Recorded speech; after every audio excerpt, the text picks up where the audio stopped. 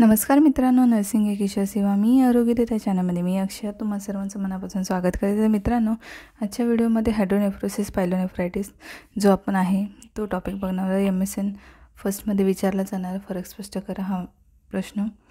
तर हँडरायटिंगचं थोडंसं तुम्हाला म्हणजे हे येऊ शकतो, इश्यू येऊ शकतो. रात्री उशिरा काढलेल्या नोट्स आहेत, तर मी काय म्हणते ते ऐकून घ्या आणि त्याच्यानुसार लिहा जर क्वेरी असेल तर आपण डिफरन्स बघूया.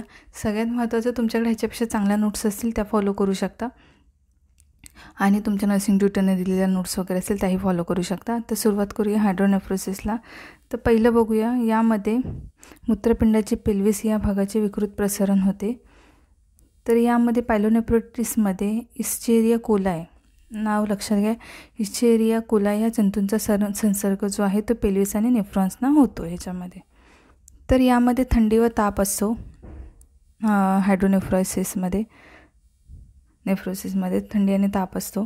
तर यामध्ये ह्याच्यामध्ये पण तापच असतो. थंडी वाजून 103 ते 104 फॅरेनहाइट इतका ताप असतो. त्याच्यानंतर तिसरा फरक आहे, यामध्ये खालच्या बाजूला ओटीपोटात वेदना होतात. तर ह्याच्यामध्ये सुद्धा ओटीपोटात अतिशय वेदना असतातच. ह्याच्यामध्ये उलटी आणि मळमळ उलटी असते हायड्रोनेफ्रोसिसमध्ये. पायलोमध्ये सुद्धा उलट्याही असतात ह्याच्यामध्ये. त्याच्यानंतर आहे, याचं कारण मूत्रवाहक नलिकेत मुतखडा फायमोसिस प्रोस्टेट ग्रंथींची वाढ होते. याचं कारण म्हणजे फायमोसिस, मूत्रवाहक नलिकेमध्ये मुतखडा, फायमोसिस, प्रोस्टेट ग्रंथींची वाढ. तर पायलोनेफ्रायटिसचं कारण आहे, याचं कारण म्हणजे कोणत्याही पुनर्निर्माण करणाऱ्या जंतूंच्या संसर्गामुळे इस्चेरिया कोलाय या जंतूंच्या संसर्गामुळे हा रोग होतो. त्याच्यानंतर 6 यामध्ये दोन्ही मूत्रपिंडांना संसर्ग होऊ शकतो. यामध्ये काय होतं तर दोन्ही मूत्रपिंडांना संसर्ग होऊ शकतो. यामध्ये चान्सेस थोडे कमी असतात. त्याच्यानंतर याचं निदान लक्षणावरून रिनल अल्ट्रासोनोग्राफी किंवा MRI वरून होतं. तर याचं निदान युरिनची टेस्ट करणे व कोणत्या प्रकारचे जंतू आहेत ते आपल्याला शोधले पाहिजेत. ठीक आहे. पायलोनेफ्रायटिसचं जे निदान आहे ते युरिनची टेस्ट करून, ह्याच्यामध्ये पण अल्ट्रासोनोग्राफी करू शकतो, पण ब्लड टेस्टमध्ये युरिनची टेस्ट करून सुरुवातीला कळून येतं की इन्फेक्शन आहे ते. त्याच्यामध्ये यामध्ये सुद्धा सौम्य स्थितीत स्थितीत गंभीर स्वरूपाची हायड्रोनेफ्रोसिस असल्यास नेफ्रोटॉमी किंवा प्लास्टिक शस्त्रक्रिया करावी लागते. म्हणजे ते स्थितीत झालं आहे तर यामध्ये सुद्धा सौम्य स्थितीत हे असेल, गंभीर स्वरूपाचे हायड्रोनेफ्रोसिस असेल, ठीक आहे, तर नेफ्रोटॉमी किंवा प्लास्टिक शस्त्रक्रिया करावी लागते. ठीक आहे. तर फरक आहे, लघवीच्या सेन्सिटिव्हिटीसाठी केलेल्या तपासणीनंतर अँटीबायोटिक सुरू करतात. ह्याच्यावरती औषध उपचार आहे. म्हणजे यामध्ये सौम्य जर स्थिती असेल तर गंभीर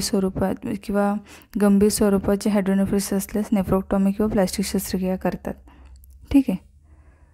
ह्याच्यामध्ये स्थिती असतात हायड्रोनेफ्रोसिस सौम्य, गंभीर. तर त्याच्यामध्ये सौम्य स्थितीत जर असेल तर सौम्य स्थितीत अँटीबायोटिक्स देऊ शकतो, पण गंभीर स्वरूपाचं हायड्रोनेफ्रोसिस असल्यास नेफ्रोटॉमी किंवा प्लास्टिक शस्त्रक्रिया करावी लागते. तिथे अँटीबायोटिक करू शकता तुम्ही, सुरुवातीला देतात, पण शक्यतो अँटीबायोटिक देतात. यामध्ये सुद्धा सौम्य स्थितीत अँटीबायोटिक देतात. गंभीर स्वरूपाची असल्यास हायड्रोनेफ्रोसिस असल्यास नेफ्रोटॉमी किंवा प्लास्टिक शस्त्रक्रिया करावी लागते. तर लघवीच्या सेन्सिटिव्हिटीसाठी केलेल्या तपासणीनंतर अँटीबायोटिक सुरू करतात. ठीक आहे. त्याच्यानंतर हा लहान मुलांमध्ये पण आढळतो. हा आजार लहान मुलं असतात त्यांच्यामध्ये सुद्धा आढळतो, जेव्हा जन्मतः मुलांच्या मूत्रमार्गाला व्यंग असल्यास. हा गरोदर स्त्रिया आणि लहान मुलांमध्ये सुद्धा पायलोनेफ्रायटिस आढळून येतो. तर हा लहान मुलांमध्ये आढळतो जेव्हा जन्मतः मुलांच्या मूत्रमार्गाला व्यंग असल्यास, आणि गरोदर स्त्रिया आणि लहान मुलांमध्ये सुद्धा पायलोनेफ्रायटिस आढळतो. त्याच्यानंतर व्यवस्थित उपचार न झाल्यास रिनल फेल्युअर, मूत्रमार्गाचे संक्रमण असे विपरीत परिणाम आहेत. याचं व्यवस्थित जर उपचार नाही झाले तर रिनल फेल्युअर, मूत्रमार्गाचे संक्रमण असे विपरीत परिणाम आहेत. तर यामध्ये मूत्रपिंडाभोवती पुनर्निर्माण होणे किंवा मूत्रपिंड निकामी होणे हे विपरीत परिणाम आहेत. ठीक आहे. यामध्ये सुद्धा काय होतं तर मूत्रपिंडाभोवती पुनर्निर्माण होणे किंवा मूत्रपिंड निकामी होणे हे विपरीत परिणाम आहेत. तर याच्यामध्ये काय होतं, हायड्रोनेफ्रोसिसमध्ये व्यवस्थित उपचार न झाल्यास रिनल फेल्युअर, मूत्रमार्गाचे संक्रमण असे विपरीत परिणाम आहेत. तर अशा प्रकारे थोडंसं कन्फ्युजिंग असेल तुम्हाला, तर मी ओरली जे सांगितले ते फॉलो करा, कारण रात्री खूप उशिरा नोट्स काढल्यात, कमेंट्स होती, तर थोडं समजून घ्या. आणि लवकरच भेटू आपण पुढच्या व्हिडिओमध्ये. मी ट्राय करते, आता तुम्ही तुमचं स्वतःचं सेल्फ स्टडी करा. एक्झामला 2-3 दिवसच राहिलेत, मंगळवारपासून एक्झाम आहे. तर सगळ्या ह्याच्यामध्ये कोण नोट्स देईल वगैरे त्याच्यावर डिपेंड राहू नका. तुमच्या ज्या नोट्स, सेल्फ नोट्स आहेत किंवा टीचरच्या जो नोट्स आहेत, तुमच्या जुन्या नोट्स आहेत, ते करून फिनिश करून टाका आणि एक्झाम छानपैकी लिहा. ठीक आहे. तर आपण लवकरच भेटणार पुढच्या व्हिडिओमध्ये. तोपर्यंत काळजी घ्या, मस्त राहा, स्वस्थ राहा. धन्यवाद.